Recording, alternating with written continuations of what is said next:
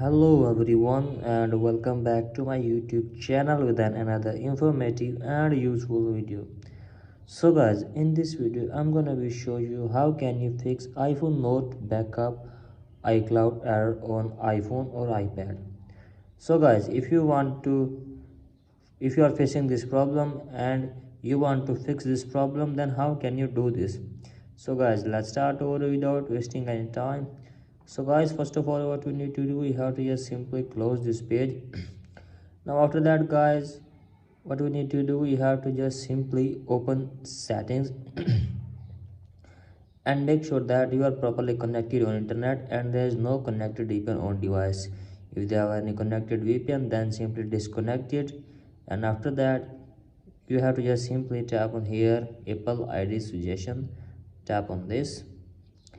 And from here guys, how can you fix this problem? So guys, simply tap on backup settings,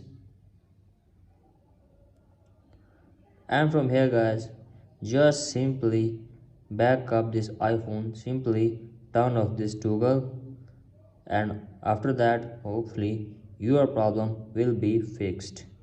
So that's it for today guys, hope this video helps you. If you like the video, please subscribe to my YouTube channel as well. Thank you.